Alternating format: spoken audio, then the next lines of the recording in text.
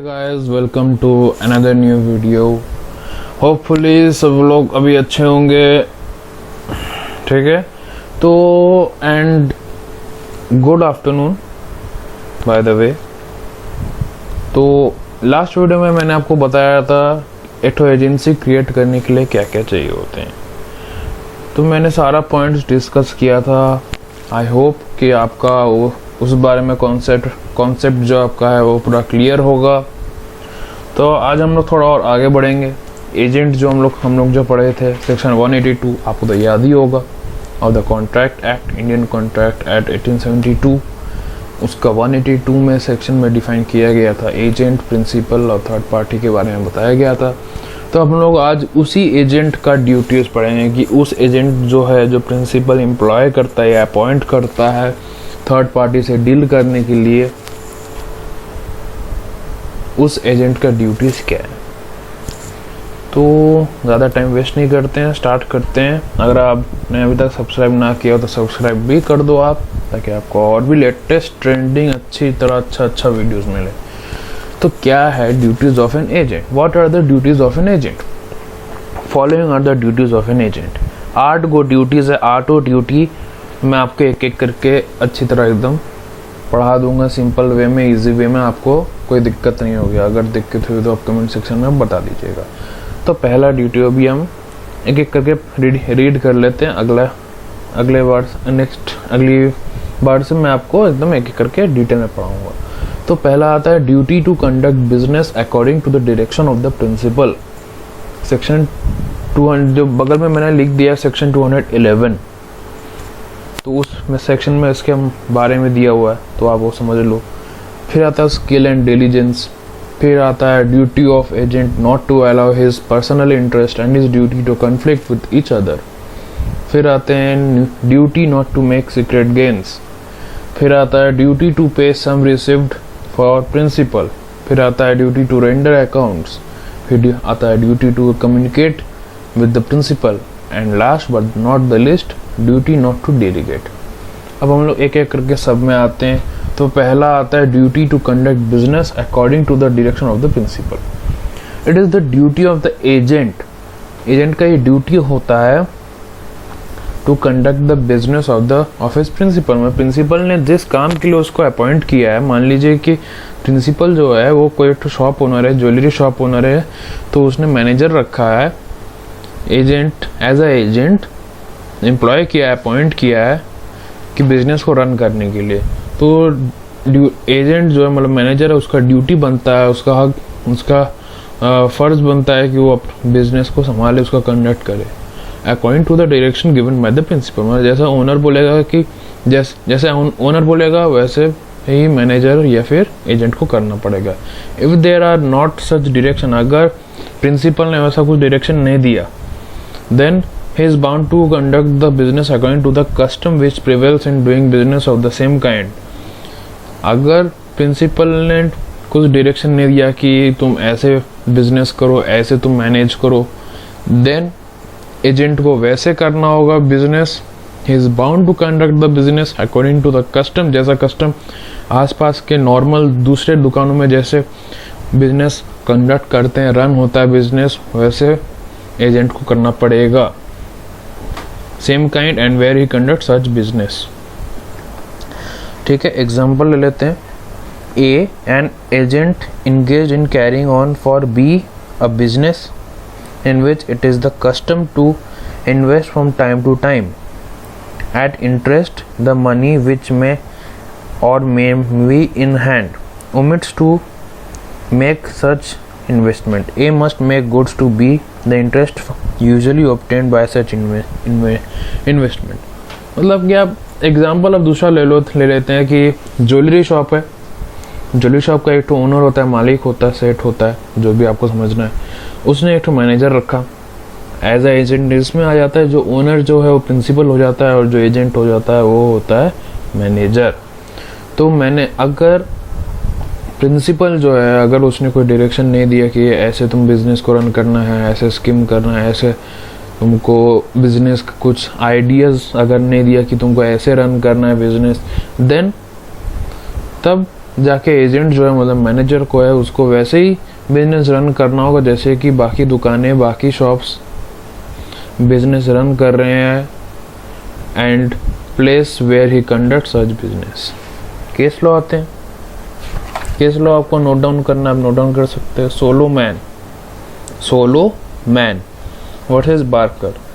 A broker was interested with some goods to sell them at a proper price। एक broker को interest किया गया था with some goods to sell them, मतलब कुछ goods को बेचना था at a proper price without making an estimate of the value, मतलब कोई एस्टिमेट नहीं किया टोटल गुड्स का कितना प्राइस होगा। Goods in according with the prevailing custom, जिस भी कस्टम में जो भी कस्टम था प्रिवेलिंग कस्टम था उसके अकॉर्डिंग उसने एस्टिमेट नहीं किया वैल्यू गुड्स का of that trade. He sold them at an inadequate price, तो उसने इनएडुकेट मतलब ज़्यादा ही या फिर ज़्यादा प्राइस में बेच दिया। He was held liable for the loss, क्योंकि जैसे बाकी दुकानें बाकी शॉप्स जैसे बेच रहे हैं जिस प्राइस पे बेच रहे हैं वैसे कस्टम में उसको अपना एस्टिमेट करना चाहिए था वैल्यू को, इसलिए उसने नहीं किया ये चीज़, इसलिए वो लायबल ठहराया गया था। कोर्ट ने लायबल ठहराया सोलोमैन वर्सेस बार्कर केस में। अब हम लोग आते हैं next point, that is skill and diligence. This agent must also use ordinary diligence in the discharge of his duties. अपना ड्यूटीज़ को डिस्चार्ज करने के लिए वो अपना ऑर्डिनरी डिलीजेंस भी यूज़ कर सकता है, उसको यूज़ करना चाहिए। इफ द एजेंसी इज ग्रेचुइटस, मतलब ग्रेचुइटस मतलब कि एजेंसी जो फॉर्मेशन हुआ है अगर वो विदाउट कंसिडरेशन है, ग्रेचुइटस का मतलब मैंने आपको बहुत पहले ही आपको समझा दिया है, वो बेलमेंट जब पढ़ा रहा था मैं आपको तभी मैं आपको समझा दिया था कि ग्रेचुइटस का मतलब क्या होता है। इसका मतलब ये होता है कि आप कोई काम कर रहे हो, मतलब एक्स वाई के लिए काम कर रहा without taking any consideration. He expected only to employ as much skill as he would in the conduct of his own affairs, but somewhat higher standard is required of him if the agency is for reward। अगर agency reward के लिए है, जैसे कि मैंने आपको बताया था बिलमेंट में, अगर एजेंसी जो है रिवॉर्ड के लिए, एजेंसी जो फॉर्मेशन हुआ है अगर वो रिवॉर्ड के लिए मतलब कि एजेंट और प्रिंसिपल में मतलब कुछ डील हुआ है कि अगर काम कर दोगे तो तुमको इतना पैसा मिलेगा, तब थोड़ा high standard of skill agent को अपना दिखाना होगा उस बिजनेस को रन करने में या फिर किसी भी चीज़ को, कोई भी काम या फिर सर्टेन एक्ट को परफॉर्म करने में। This principle is incorporated in section 212 of the contract act which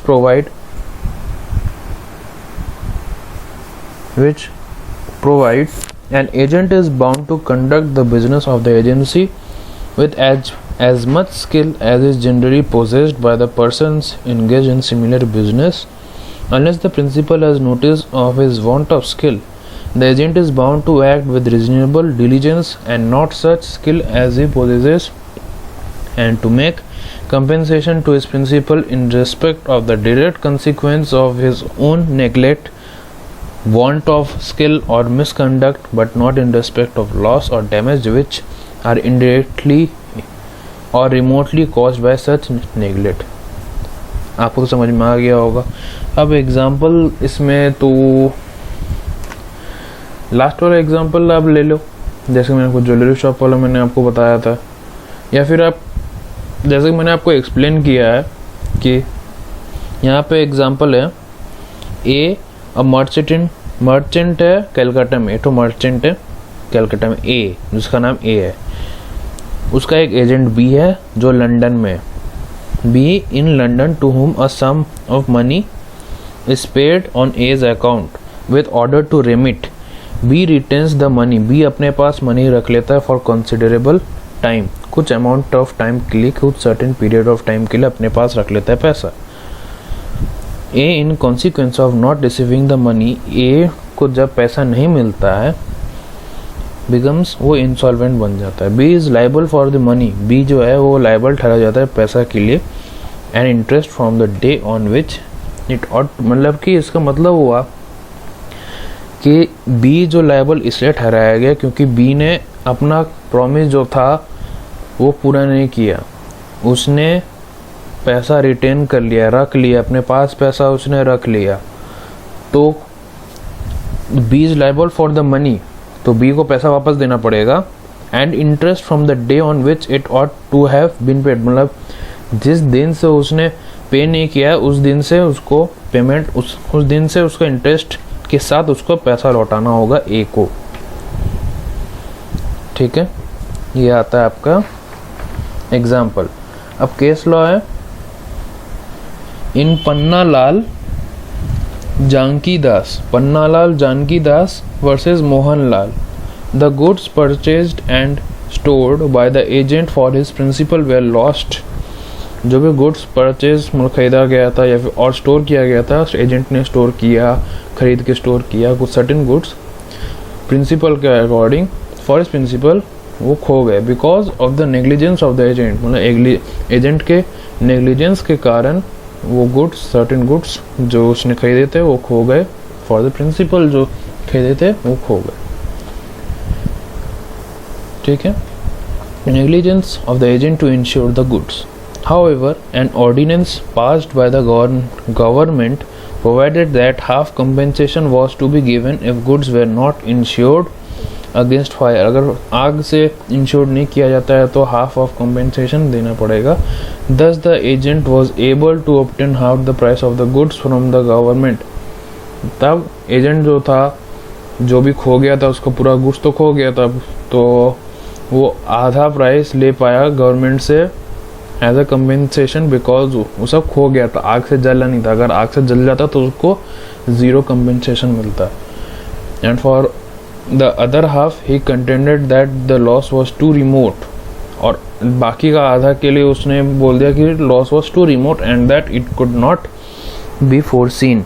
the supreme court rejected his contention, तो सुप्रीम कोर्ट ने रिजेक्ट कर दिया, and held liable for the value of the other half. ठीक है, अब हम लोग आते हैं third, duty of agent not to allow his personal interest and his duty to conflict with each other, section 215। It is the duty of an agent to ensure that his personal interest does not come in conflict with his agent.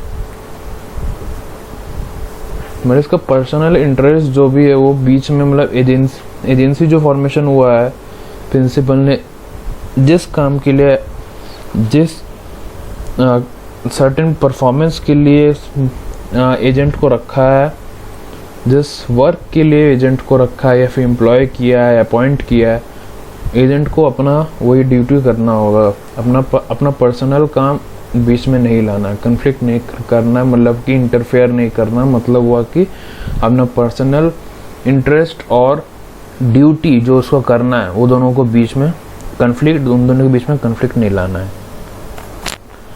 Thus, where an agent is employed to sell some goods, he cannot himself purchase the same, मतलब कि अगर कोई agent को employ किया गया कि तुम आम बेचो, तो खुद ही आम नहीं खरीद सकता। इफ़ ही डस, अगर वो आम खुद ही खरीद लेता है, he will be liable to account to his principal all his profits he has thus made, तो उसके बाद जितना भी प्रॉफिट उसको हुआ तब वो सारा प्रॉफिट, सारा अकाउंट उसको प्रिंसिपल को देना पड़ेगा। केस ले लेते हैं, in De Bussche versus Alt. In De Bussche BUSHE versus Alt, a ship was consigned by the plaintiff to a company in China for sale, fixing a minimum price of 90,000 euros payable in cash. The said company, with the consent of plaintiff, employed the defendant and agent in Japan to sell the ship. The defendant made efforts to sell ship himself but failed.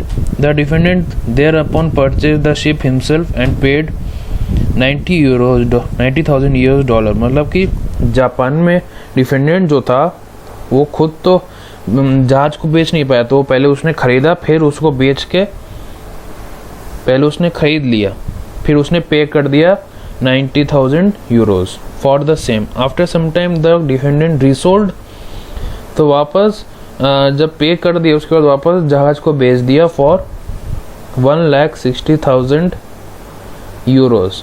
When their fact came to the जब ये सब जो चक्कर हुआ, जब principal के knowledge में आया, he brought an action to recover the profits gained by the defendant. तब प्रिंसिपल चाहा कि वो जितना भी प्रॉफिट गेन किया एजेंट ने वो रिकवर करना चाहिए। It was held that he was bound to account for the profits gained by him by resale of the ship. The court observed that it was wrong on the part of an agent to buy the property himself which he receives from his principal for sale. जैसा कि मैंने आपको पहले explain कर दिया, आपको तो concept अब क्लियर हो ही गया होगा। ठीक है, तो हम लोग अब आगे बढ़ते हैं। Duty not to make secret gains. अब ये क्या होता है? अब इतना सारा राइट पढ़ लिए हैं, अब चौथा राइट है। It is also the duty of an agent that he should not make secret profits or gains from agency। मतलब एजेंसी में आकर, मतलब कि प्रिंसिपल ने अपॉइंट किया एजेंट को सर्टेन काम करने के लिए, और उस काम के दौरान, मतलब ज्वेलरी शॉप है, ज्वेलरी शॉप में मैनेजर को प्रॉफिट हो रहा है, तो कुछ प्रॉफिट अपने पॉकेट में भी भर ले रहा है, तो कुछ अपने लिए भी रख ले रहा है, तो वो उसका ड्यूटी नहीं होना चाहिए। मतलब इसका मतलब यही होता है duty not to make secret gains.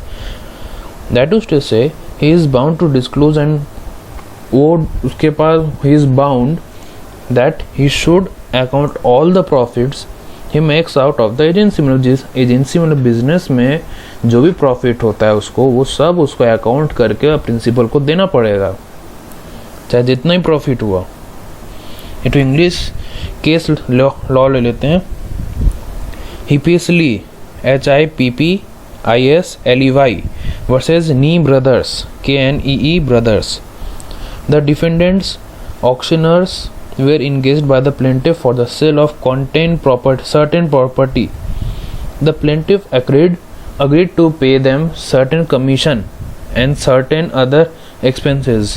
While charging the full amount from the plaintiff, they did not deduct the discount received from printers and advertisements, honestly believing that they could keep the said discounts themselves. It was held that the defendants were bound to account the plaintiff the said discount received by them. आपको मैंने बता दिया, आपको तो concept समझ में आ ही गया होगा कि मतलब कि जो भी आपका मतलब एजेंट जो है वो अपने जेब में कुछ जो भी प्रॉफिट वो कमा रहा है, जो भी उसको प्रॉफिट हो रहा है बिजनेस में, तो वो खुद अपने जेब में नहीं भर सकता, उसको अपना सब डिस्क्लोज करना होगा, सब कुछ बताना पड़ेगा, सब अकाउंट अपना सब जितना प्रॉफिट हुआ सब का अकाउंट उसको अपने प्रिंसिपल को बताना पड़ेगा। वो एजेंसी का ये रूल है। तो duty not to make secret gains हो गया सेक्शन 216 में। अब आते हैं duty to pay sum received for principal.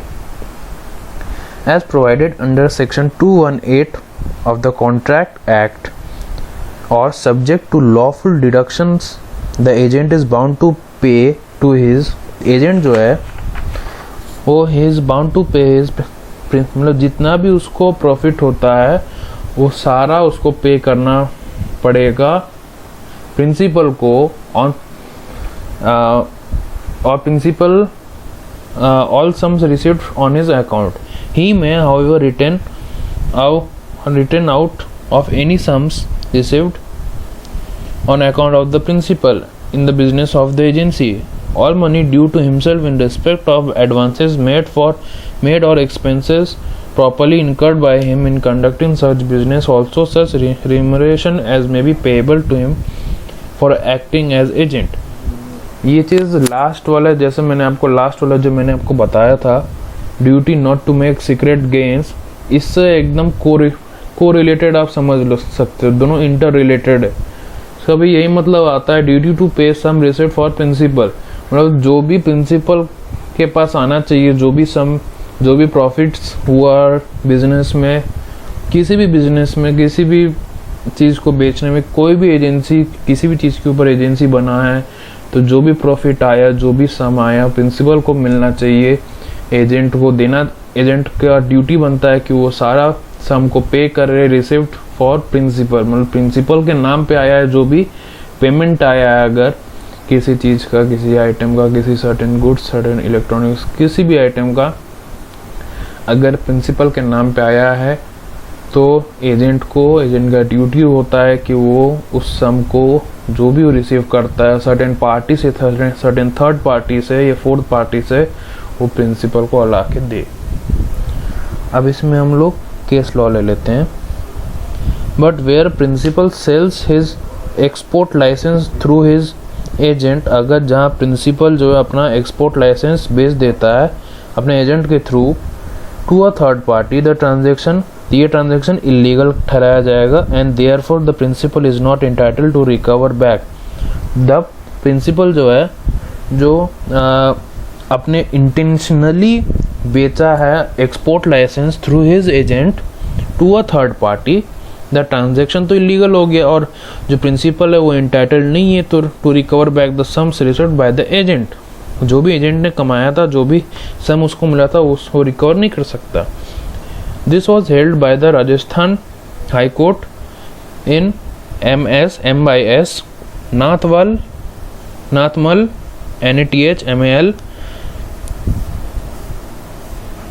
भाइयों बक्स BUX को वर्सेस काशीराम।